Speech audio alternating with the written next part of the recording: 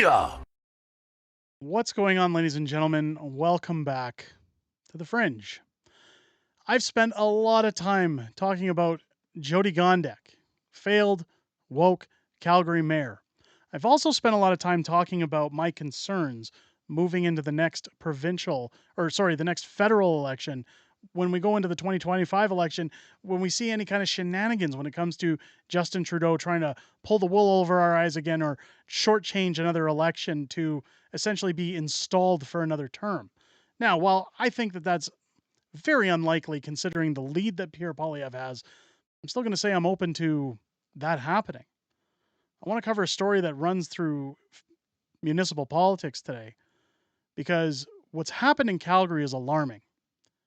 And if this is an indication of where our federal elections can go, boy, we're in trouble.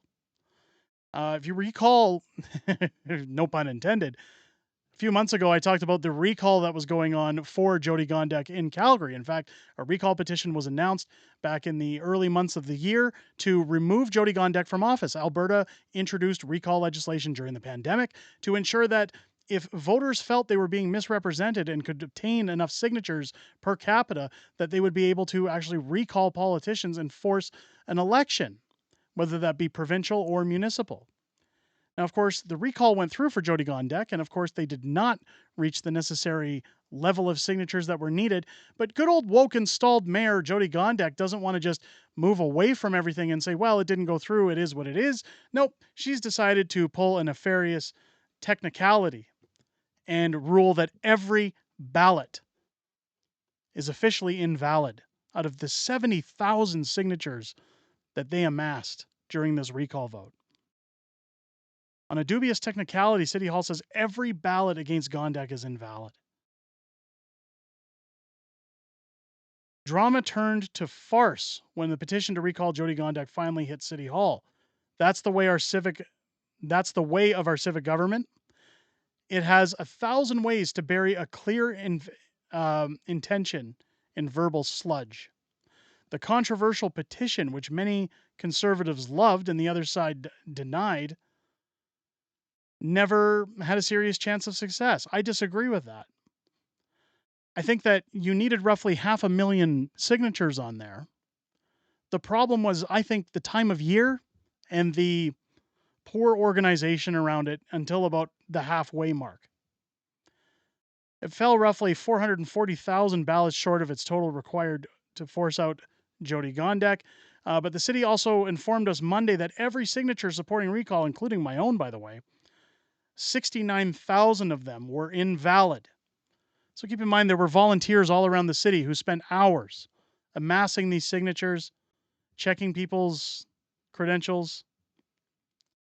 That's because a random sample of 369 did not include a copy of the notice of recall petition. Not a single one arrived with a required notice. A recall rule set by the province lets the city assume that the 369 signatures tell the story about all 69,000. City Clerk Kate Martin said that the requirement to include the petition notice is outlined in the Provincial Municipal Government Act. It is in there, blank, I think. That's a great answer. I think it's in there. A recall petition must consist of one or more pages, each of which must contain the notice of recall petition referred to in section 240 blah blah blah of the Act. There doesn't seem to be a clear statement on every signature requires a copy for the recall petition. A Supreme Court judge might get what that section implies. I'm not sure a civilian like Landon Johnson, who ran the recall petition, could be expected to pick out of an MGA recall with 96 subsections and literally hundreds more defining points. The petition couldn't meet the impossible numerical standard, then it was rendered ridiculous by an opaque rule buried in mass jargon. Whether you agreed with Johnson or not, he did something remarkable that required a lot of work and energy. Then he got to City Hall and it turned to mush. Gondek blamed the province for the signatures being deemed invalid. It's up to the provincial government to understand how to make this process a little bit more user-friendly for folks, she said. I think that we've expanded a little over $30,000 to verify a process where the sample size tells us every submission was missing information. That's something we need to reflect on as well. The provincial government needs to think about what it just cost us to verify that none of these signatures was valid. If she wants to talk about what she's cost us, let's talk about the $1 million in statues that she's buying for this city, or the property taxes that she's raising to throw away on silly little projects and schemes. God, this lady just burns me. Her own officials share the blame. The technical hitch is so vague they could have ignored it without anybody caring, since the petition was never going to succeed. But they want to make a point. They want to make a point that they've got the rights to just throw it out the window. And this is what scares me when it comes to a federal election. Well, I'm just not going to acknowledge those votes. Those people's voices don't matter, is what she has just said. 70,000 people who took the time to sign a paper to have her recalled do not matter. Jyoti Gondek sees them as faceless numbers on a board.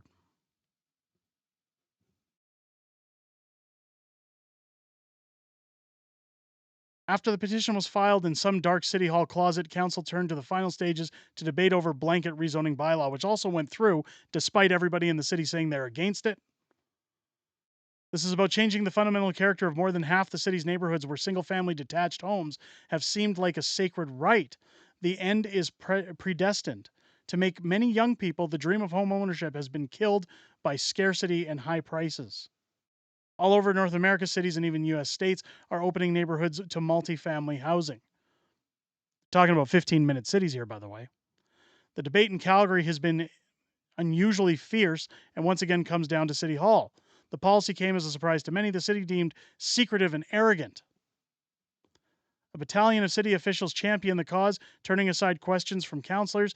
They seem little affected by weeks of public hearings where more than 700 people spoke, the majority of them against, by the way. A newcomer watching this would assume the officials are in charge of the politicians. Maybe they are. Monday, the city would come down and do better. The overlords suddenly looked uncomfortable. We may perceive ourselves as communicating with clear language, one official conceded. This isn't always the case.